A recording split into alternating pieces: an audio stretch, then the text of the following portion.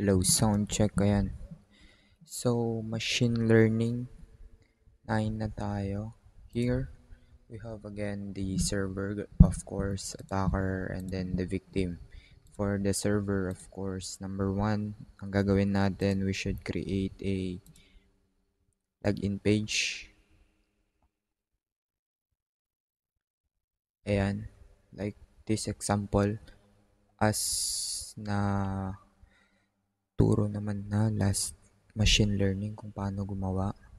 So, you better know it. And then again, go to IIS, Service Manager, and then create another website and then the login. Pero this time, only normal login.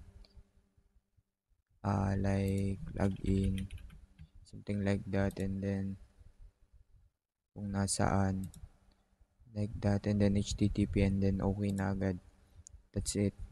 And to try this, if nagana na siya, you can just click the browse. Then magpapakita na siya. But again, of course, may nakalagay na login. Dapat yun, login.html. Huwag niyong kakalimutan yan. Kasi automatic naka-index kasi yun. So, you better add login.html. Kung login.html yung pangalan ng ginawa niyong website. So, ayan. Once done, go to the victim and try to search it. Ayan. I'm trying to search yung IP nung server and then /login.html. Once it running and working, you can now try it. Ayan, meron na. So, let's go to the attacker side. For the attacker, ang nakalagay sa machine learning is netcat. Pero for the netcat, para hindi na tayo gumamit ng dalawang adapter, we can just use this netscan tool. So, in the netscan tool, you should see in all tools and then ARP scan and then do the ARP scanning. While waiting, you should see all the MAC addresses and the IP addresses here. Ayan na, nagpakita na. So, you can now see all of this. So, yung 110 natin, this is mine. The server is 130 and yung MAC address niya is FC, yung dulo. And then for the victim is 120 and then EC yung dulo niya for the MAC address, and for the attacker it will be 110 and F3. So ito, nagpakita. So you better save this all. Dapat nakasave yung mga yan.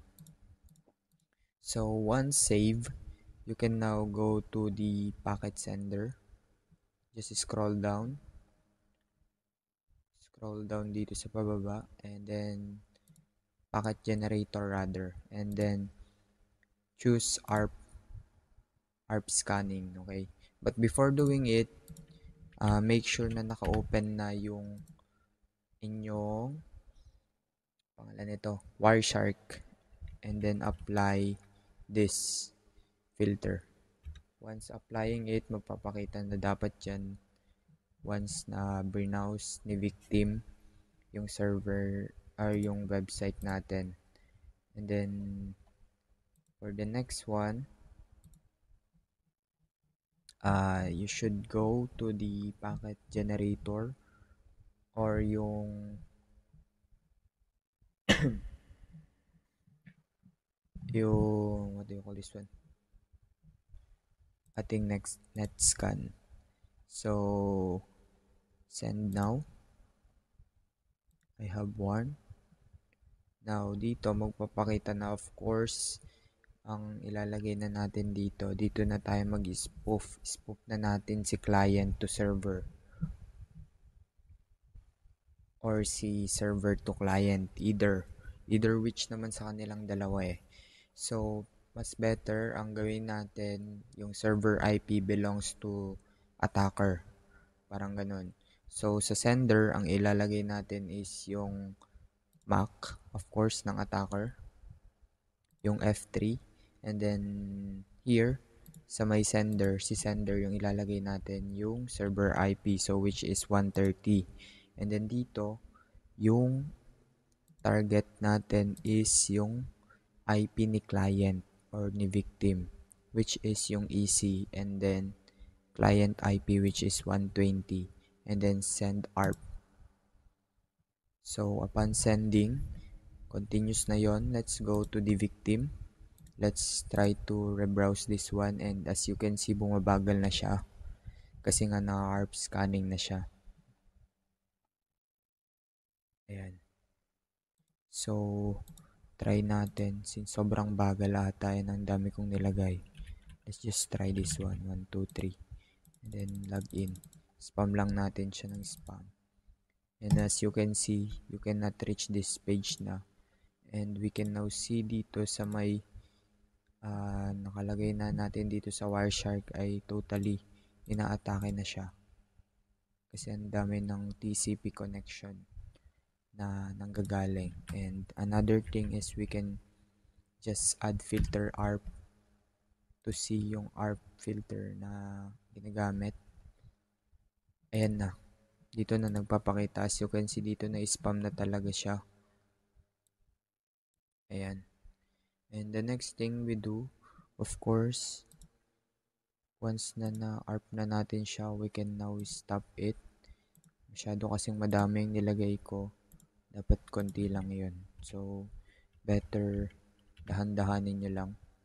Upang sa ganun, kapag umatake, nag-login ka, then nagpakita dito. Ay, bumagal pa rin.